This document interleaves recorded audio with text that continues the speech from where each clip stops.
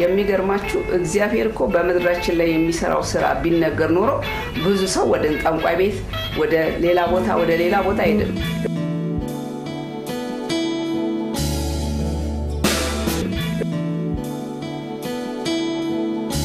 እኔ ከዛ ሙቼ ባለውበት ቦታ አካባቢው ላይ ጦርነት ስለነበረ አሰሳ ያደረጉ ነው ሻቢያዎች በግሩፕ ነው በየቦታ ላይ ጦርነት የነበረበት ቦታ ላይ ያሰሳሉ። ከኋላ በኩል የሳምሶናት ቀብሮ ከነብር የሚሄዱ መኮንኖች አሉ።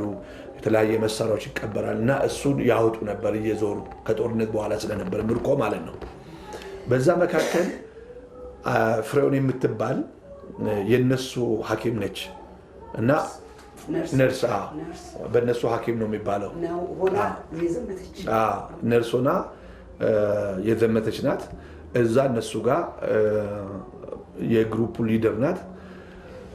እነዛ ታጋዎችን ይዛ እዚህ አካባቢ ላይ ይሄ መሳሪያ ተቀብሯልና እየሄዱ ያሉ ይሄ ነገር አውጡ እስቲ መሳሪያ እዚህ ጋር ቀብሮ ሄዷል ትላለች። አሻውን ያቀማማል ከሌላው ተለየ እና ዛ አንዳንድ እንግዲህ እሱ ቀብር የነበረው ነገር ልብስ ሆን ይችላል አይ ዶንት ኖ ምን እንደቀረ እዛ ቦታ ላይ ምልክት አይተው አሻው ተቆልሏል ተመሳስሏል እዚህ ውስጥ የሆነ ነገር ተቀብሯልና አውጡ ይባላል። መሳሪያ ቀብሮ ሄዷል የደርግ ወታደሮች ምናምን ብሎ ለካስ እውነተኛ መሳሪያ ተቀብሯል። በመንፈሳዊ ዓለም አሁን ሲገባኝ እውነትም ጅኒዎችን የሚመታ የእግዚአብሔርን ክብር የሚገልጥ የእግዚአብሔር መሳሪያ እዛ ተቀብሮ ነበር ማለት ነው። እሷ ትንቢት ነው የምትናገረው። አንዳንድ ሰው ሳያውቅ ትንቢት ይናገራል። እና በዚህ ምክንያት አሸዋው ጫር አድርጎ አሸዋውን ሲከፍቱ ከነዚህ ላይ ልብሴ እዛ ውስጥ ያው ልብስ አልቀየር ምናል ከነማዕረጌ እዛው ተጋድሜ ተኝቻለሁ። እሷ የምትነግረኝ ከ3 ቀን በኋላ በሱዳን ሆስፒታል ነው የምትነግረኝ። ማለት ከ3 ከነቃ በኋላ ይዛ ሄደች ይዞኝ። አሁን ከዛ በኋላ ያደረጉት ነገር ምንድን ነው? እሷ ነች እንግዲህ ይህን የምንመሰክርልኝ። አንተን እንደዛ ስናደግ አውጡና ፈተሹት ነው ሬሳው ይፈተሽ። ምክንያቱም የአየር ኃይል ልብስ ስለሆነ እሱ ሲፈተሽ መረጃ ለማግኘት ነው። በፈንቅለ መንግስት ለማድረግ እነሱ ዝግጅት እያደረጉ ስለነበረ የሚጠቅማቸው መረጃዎችን ሁሉ ለማግኘት እየፈለጉ ነው። ለየት ያለ ክፍል ላይ ያገኙ ማለት አንድ ላይ ሆኖ መረጃ አጠናክሮ አዲስ አበባ ላይ መፈንቅለ መንግስት ለማድረግ ቅድ ፕሮግራም ነበራቸው እና በኋላ ነው የነገሩኝ እሱን ፕሮግራም እና ፕሮግራሙን መጥቶ ያንን ኢንተርቪው አድርጎኛል ያኔ። ስለዚህ አሁን እዛ ቦታ ላይ እሷ ይሄንን መታ በአሸዋ ከአይኔ ውስጥ ጠራርጋ ደም ስሬ ይሰራል እንደዛ ስታደርግ ማጫጫር ይዛለች እና ደም ስሬ ይሰራል። ሰውነቴ ሙቀቱ አልቀነሰም። እንዴት ይሆናል? ዮናስን በአሳ ሆድ ውስጥ የተሸከመ እግዚአብሔር በአሸዋ ውስጥ ሰው መሸከም ይችላል። ነፍስን ማኖር ይችላል። አየር እንዴት ነው ሳቤ ባዮሎጂ ይሄ አይፈቅድም። ስንት ቀን እንደሆነ ታውቃለህ? ግማሽ ቀን ነው። ግማሽ ቀን ነው። ኦልሞስት ጠዋት ላይ ነው። እሷ መታወጣችን ወደ 9 ሰዓት አካባቢ ላይ ነው። ይሄንን ከሆነ በኋላ ሰውነቴ መሞቁ ስታይ አንደበቴ በጎዝ መጠራርጋ ግሉኮስ አፈ ጨምሮ በህይወት መኖሬን ሲያረጋግጡ ከዛ በኋላ ስትሬቸር ላይ አስቀምጦ ይሄ ሰው በህይወት አለ አልሞተም፣ ከተረፈ ብዙ መረጃ ይሰጠናልና ተሸክማችሁ ወደ ክሊኒክ ወደ ሆስፒታል ሄዱ ተብሎ የ3 ሰዓት መንገድ በስትሬቸር ጠላት ተሸክሞኝ ይሄዳል። የእግዚአብሔር ተአምራት። እግዚአብሔር አምላክ ጠላትን ወዳጅ ያደርጋል። በየትኛውም ሁኔታ ውስጥ አንዱ ምስክርነቴ ውስጥ የሚደንቀኝ እስከዛሬ ከሚገረመው ነገር ሊገል የሚሄድና በቁም ያለውን የሚገልሰው ሬሳ ተሸክሞ ሲሄድ ይሄ የእግዚአብሔር ተአምራት ነው። እነሱም የሚያገኙትን ጥቅም ነው ያሰቡት። እነሱ ለመረጃ ግን እያሰራቸው ነው። እግዚአብሔር እንደ ሙሴ ከባህር ላይ አስነስቶ ለዓላማው እንዳደረገው እኔን ከአሸዋ ውስጥ እግዚአብሔር በእንደዛ አይነት ሁኔታ ነው ያደረገው እና በዚህ አይነት ምክንያት ነው እግዚአብሔር ይሄንን ያደረገው። በኋላ 3 ቀን ካለፈ በኋላ በሱዳን ሆስፒታል ውስጥ አንድ ራእይ አለው። ነቃ ከኮማ ነቃ አልነቃው በሶስተኛ ቀን ነው። ይሄ ከመንቃቴ በፊት ነው ይሄንን ራእይ የማየው ራእይ ምንድን ነው? ይሄን ሰማይ የሚመስል ሌላ ሰማይ ነው የሚታየኝ። እና በዚህ ሰማይ ስፋቱ ይህንኑ ሰማይ ነው የሚያክለው፣ ግን ይሄኛው ሰማይ አይደለም የምናየው ሰማይ አይደለም። እና እዛ ላይ ነጭ ልብስ ብቻ የለበሱ በሙሉ እንደ ከዋክብት የሚበዙ ሰዎች እዛ ላይ ቆሟል። እና በዛ ሰማይ ላይ አሉ። በቁጥራቸው ከዋክብት ይመስላሉ። እያንዳንዳቸው ላይ የአምቡላንስ መብራት የሚመስል የሚሽከረከር ብርሃን አለ በእያንዳንዳቸው ሰው ላይ። እና ያ ብርሃን ልዩ ድምቀት ነው የሚሰጥ። ቀስተ ደመና ይመስላል ሲሽከረከር።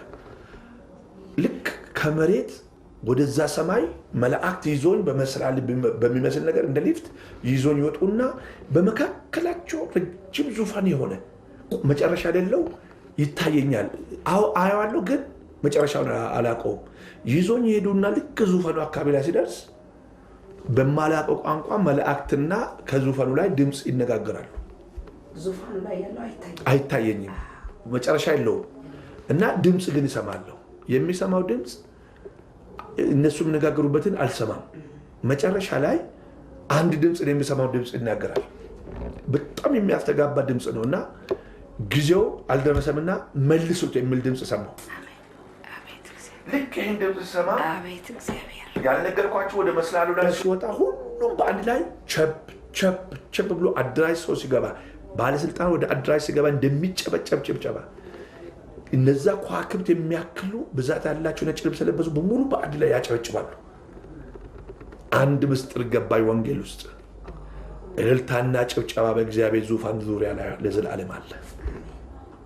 እሱን በአይኔ ያየሁት ነገር ነው። ያየሁትን ነው፣ ከሰው የሰማሁት አይደለም። መገለጡን ስላየሁት ነው። እና እያጨበጨቡ ነው የተቀበሉኝ። ለማን ነው ብዬ ግራና ቀኝ ሳይ ሌላ ሰው የለም፣ ለእኔ ነው። የእግዚአብሔር ቃል አንድ ነገር ትዝ አለኝ። በምድር ላይ አንድ ነፍስ ስድን በሰማይ ታላቅ እልልታ በመላእክት ዘንድ ይሆናል የሚል እሱ ገባኝ። ለካስ እኔ ወደ እግዚአብሔር መንግስት መሄድን እና ከዚህ የተነሳ ደስታቸውን መግለጣቸውን ተረዳው። ልክ ይህንን ጊዜው ገና ነው መልሱ ሲባል ደግሞ በወጣውበት ተቃራኒ ወደ መሬት የተዘረጋ እንደ ያዕቆብ መስላል። ያዕቆብ እንዳየው መስላል። ወደ መሬት ደግሞ ተዘረጋ መስላል አየው። በሱ እግሬ ልክ መሬት ስነካ ሆስፒታል ውስጥ ከኮማ ነቃው። ዶክተር አብርሃም ይባላል። ኤርትራ ውስጥ ያለ ሐኪም ነው። ያኔ ዶክተር አብርሃም ነው ስሙ። እሱ ነው የሚያክመኝ። ኤርትራዊ ነው። እና ከአጠገቤ ቆሟል። ሌሎች ሐኪሞች አብሮት አሉ። አርሚስ ኢንተርናሽናልም ያኔ አብሯቸው ነበሩ። የተወሰኑ ሰዎቻቸው ነጮች ናቸው። ነጮቹ የአምነስቲ ኢንተርናሽናል ናቸው ማለት ነው። ለእርዳታ እነሱን የሚረዷቸው ሰብአዊ እርዳታ የሚሰጡ ናቸው። ሌሎች የቀይ መስቀልም ሰዎችም አሉ። አሁን ዝርዝራቸውን አላውቅም ማን የት ሀገር እንደሆኑ። እና እነዚህ ሰዎች እዛ በዙሪያ ያሉ እና መጀመሪያ አይኔ ሲገለጥና ሳይ በመርፌ ሰውነቴን ወጋ እያደረገኝ ነው ዶክተሩ። መንቃት አለመንቃቴን በመርፌ ቼክ እያደረገኝ ነው ለካ ዶክተር አብርሃም። እና ሰውነቴን እንደዛ ሲያደርገኝ አይሰማኝም፣ ግን ዝም ብዬ አየዋለሁ። የገባኝ ምንድን ነው ሲኦል ውስጥ ገባው ብዬ ነው ወዲያው ያሰብኩ። በቃ ሲኦል ማለት እንደዚህ ነው። እዛ ካየው በሰማይ ሰማይ ላይ አይቼ መጣሁት። ያ ክብርና አሁን ከጎኔ የቆሙት ነጮች ናቸው። ቤቱ መስታወት ቤት ነው። ጉድፍ መጣያ አዲስ አበባ ውስጥ ቆሼ የሚባል ሰፈር አለ። ልክ የሱ አይነት ሽታና መልካቸው የሰው መልክ አይመስልም። ዝንጀሮ በቃ የሆነ አስጠልታ ፍጥረት ይመስላሉ ሰዎቹ። ነጮች ናቸው። ግን በዛኛው አይን ሳይ በምድር ላይ የምናደንቀው ነገር ሊመሳሰል ሊገናኝም አይችልም። እና ምን አይነት ቆሻሻ ውስጥ ገባው አልኩ። በቃ መጨረሻ ላይ ቆሻሻ ቦታው ሲኦል እንደሆነ ገባኝ። በቃ ሲኦል ማለት እንደዚህ ነው፣ መልካቸው ያስጠላ እንደዚህ። በቃ ሲኦል ገባው ብዬ በጣም አዘንኩ። በቃ እዛ ውስጥ ነው በጣም በቃ ይህን ሁሉ ጌታን አምልኬ ሲኦል ገባው። በቃ ማን ነው ከሲኦል የሚያወጣኝ እያልኩ በውስጤ እንደገና ማዘን ጀመርኩ።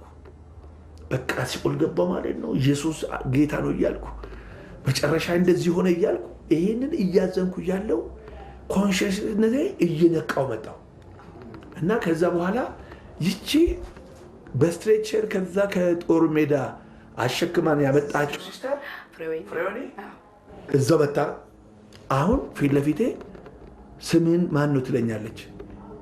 አፌ መናገር ስለማይችል እጄን እስክሪፕቶ ሰጡኝና በወረቀት ላይ ስምህን ስጠኝ ብሎ ይነግሩኛል። በጆሮ ላይ ዝቅ ብሎ ጆሮዬም ተደፍኗል። አፌ አይናገርም፣ አሸዋ ገብቷል። እና በእጄ ምልክት ዝም ብዬ ፊደል መጽሐፍ ስላቃተኝ ፊደል ያሳዩኝ።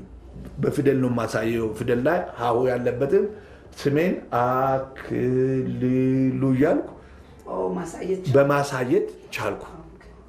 ከዛ በኋላ ኦል ኦፍ አ ሰደን አይኔ ጆሮዬም ተከፈተ። ለካ ግሉኮስ እየተሰጠኝ እየጠረጉ ሕክምና ላይ ነው ያለሁት። በኋላ አልሞትኩም እንደ እያልኩ ደግሞ ሀፍ ኮንሽስ ሆንኩ። አለው ማለት ነው ብሎ ደስታ ሊሰማኝ ፈለገ። ሲኦል አልገባውም የሚለው ነገር ብቻ ነው ደስታዬ። መዳኔ አይደለም መኖሬ ሳይሆን ሲኦል አልገባውም ወይስ ገብቻለሁ ነው። በኋላ እሷን ስሜን ስጠራኝ አክሊሉ አለችኝ።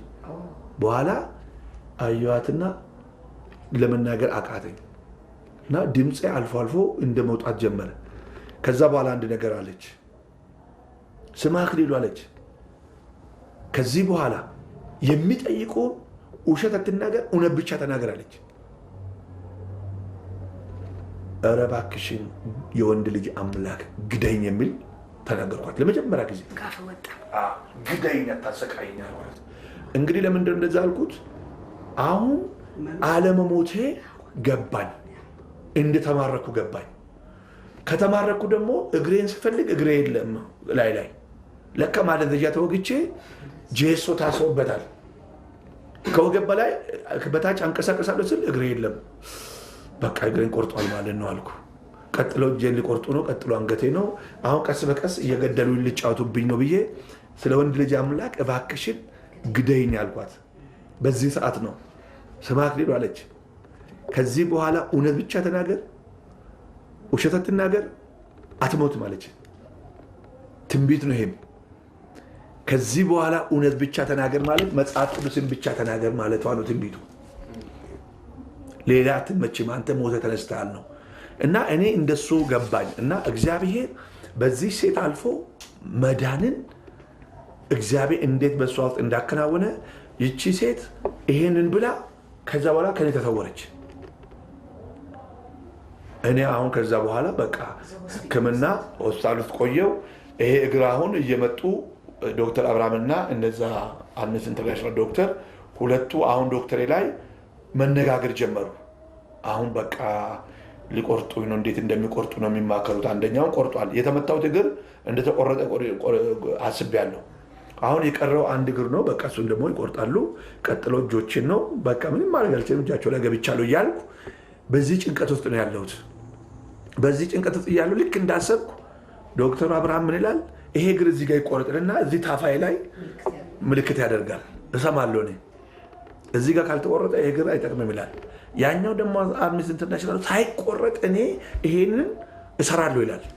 በዚህ መካከል ይጣላሉ እና ሲጣሉ ያኛው ዶክተር ጥሎት ይሄዳል። አሁን ያኛው ነጩ ዶክተር ኦፕሬሽኑን ይቀጥላሉ። እዚህ እግሬ ላይ ግራ እግሬ ላይ አጥንቶ ኦልሬዲ ታጥፎ እግሬ ጨርቅ ሆኗል። አጥንቶቹን ሰብስቦ እሱ ብረት ከቶለት ነው። ውስጡ ብረት አለ። በአጥንትና አጥንትን መካከል ብረት ነው ያለው። አሁን ኤርፖርት ስገባ ይጮዋል ሁል ጊዜ። ማሽን ላይ ፍተሻቸው ሁሌ ሰው ካለቀ በኋላ የኔ እንደገና ድጋሚ ነው የሚገባ። ብረቱ ይጮዋል ከስጋዬ ውስጥ።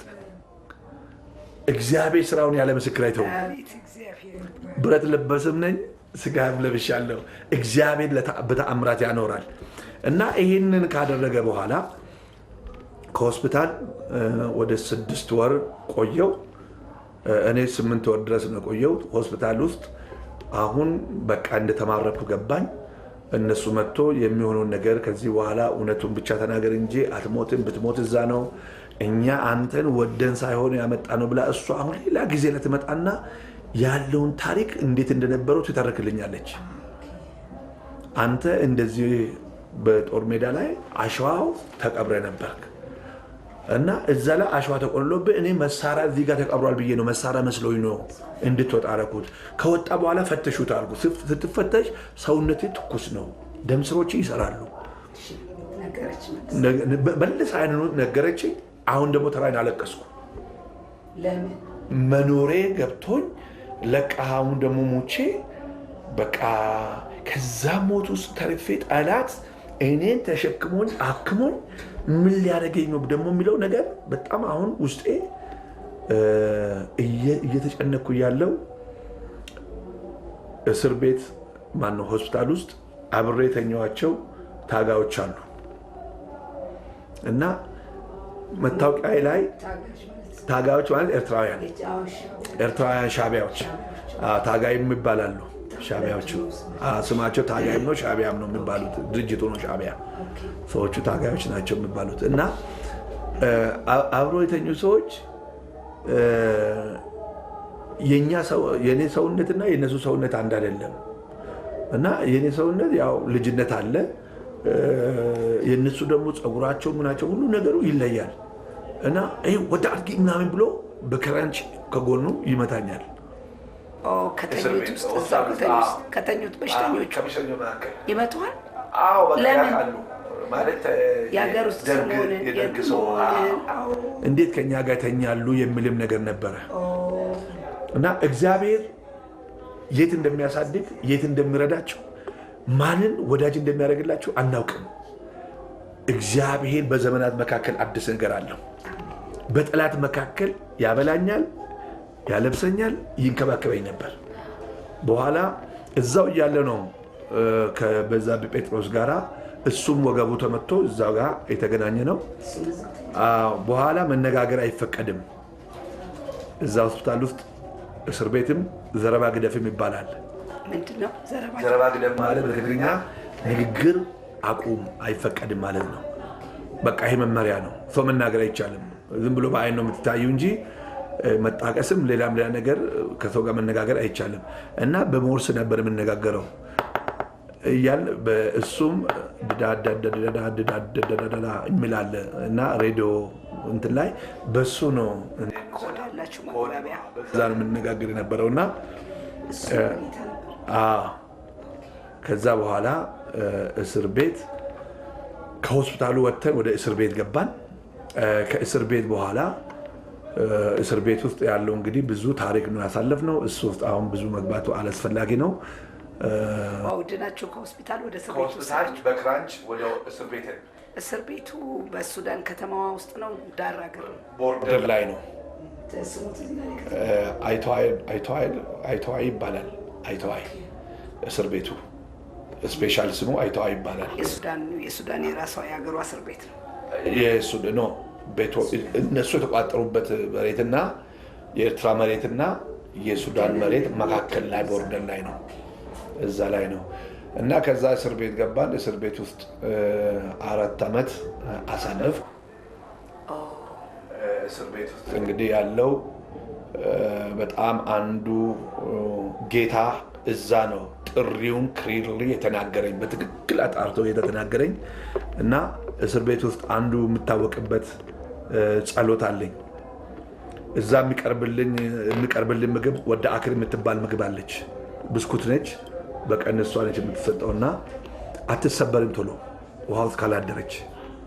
ጠንካራ ነው እና ምራቅ ነው የሚዋጠው እና እኔ እሱን ልክ ሲቀርብልን አብረን ከታሰን መኮንኖች ጋራ እንግዲህ እኔ ጸልያለሁ፣ እግዚአብሔር ይሄንን ጮማና ወተት ያደርግልኛል እያልኩ ነው የምጸልየው።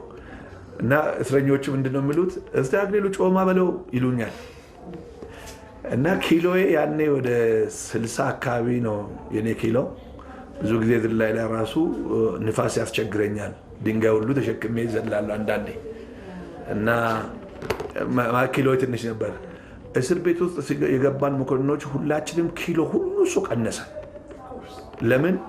ጭንቀቱ ያለው ነገር። እኔ ግን እዛ ውስጥ ኪሎ መጨመር ጀመርኩ።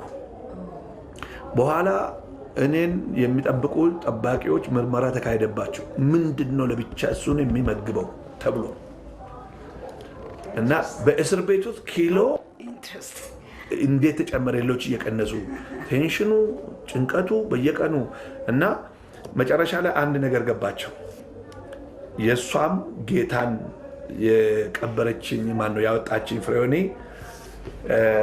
አንዱ ጌታ ኢየሱስ ክርስቶስ ከሰራልኝ ተአምራት ልክ ከእስር ቤቱ እንደወጣው ተመልሼ ኤርትራ አስመራ ማለት ነው።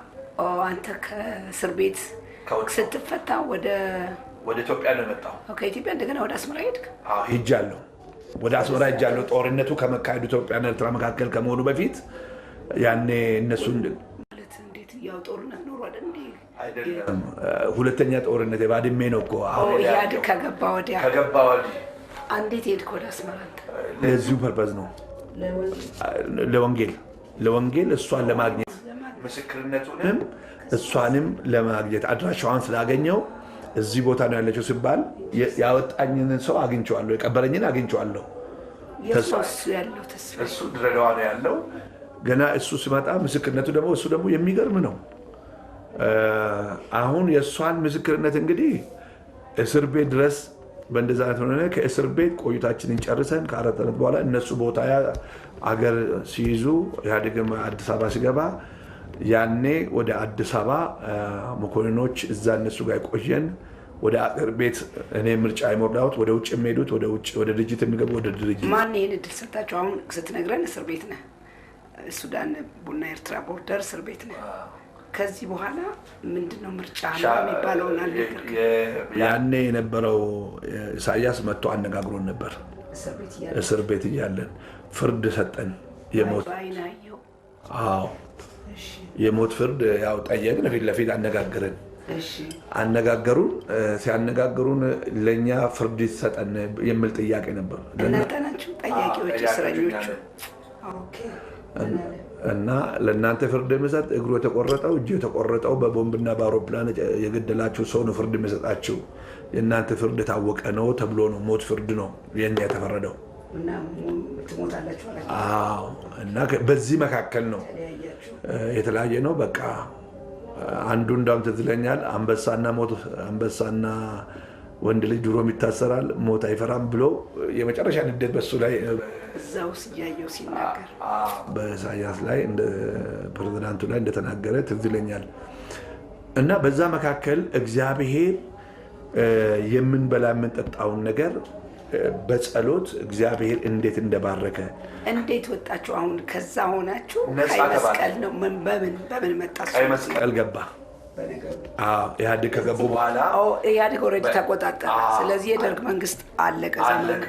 ስለዚህ ኢህአዴግ በቀይ መስቀል የእስረኞች መለዋወጥ ኖረ ይበልጡ ተባለ።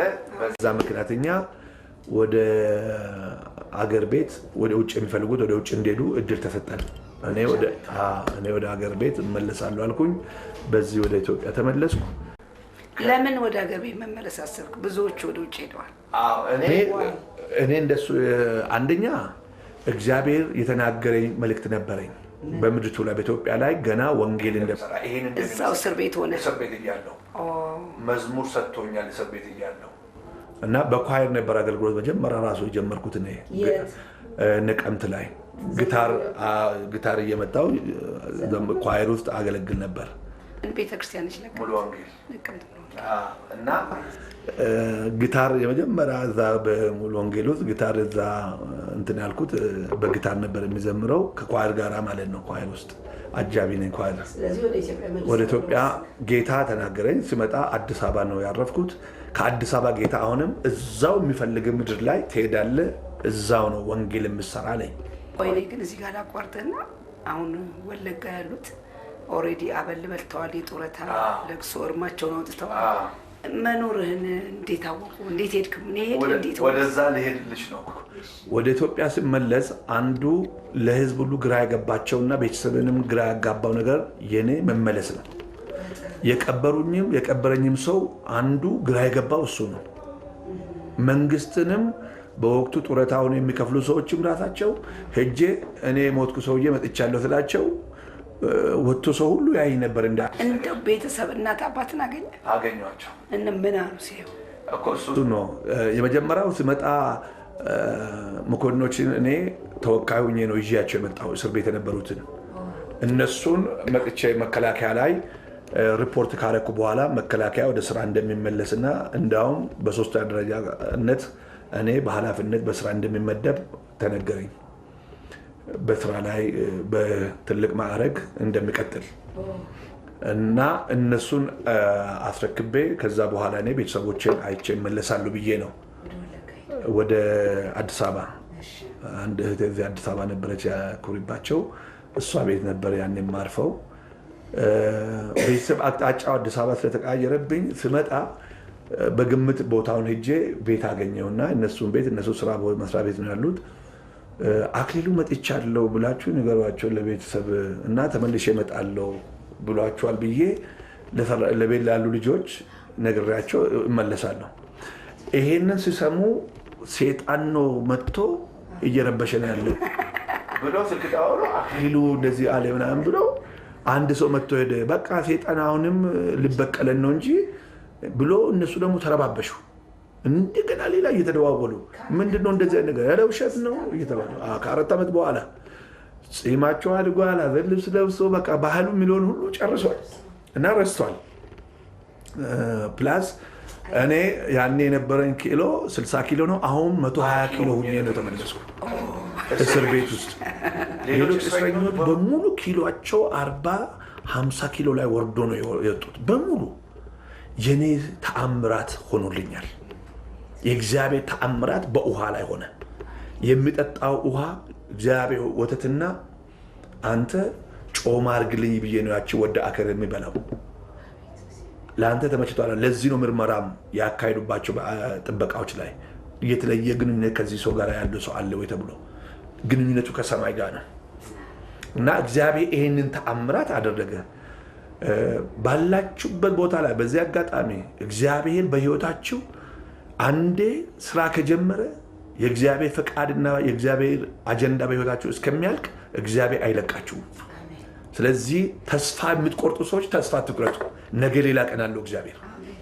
እና በዚህ ሁኔታ ነው ወደ ቤተሰብ ስመጣ አዲስ አበባ ገባ። አዲስ አበባ ገብቼ ለቤተሰብ እንደዛ ኢንፎርሜሽን ነግሬያቸው መስሪያ ቤት ታጠቅ ነበር ያኔ መኮንኖቹ ያረፉት። እነሱም እዛ እጄ ሪፖርት አረኩኝ፣ ዝርዝራቸው ሰጠው። ከዛ እኔ ተመልሼ ቤተሰብ ፍለጋ ስመጣ እንዲያነሱ መጣ ተብሎ ቤተሰብ ተደዋውሎ ክፍለ ሀገርም እዚህም አዲስ አበባም ያሉት በቃ እንዴት ነው ይሄ እውነት ነው እንዴት ነው ይሄ ነገር ተብሎ አዲስ ደግሞ ለቅሶ ሆነ ሌላ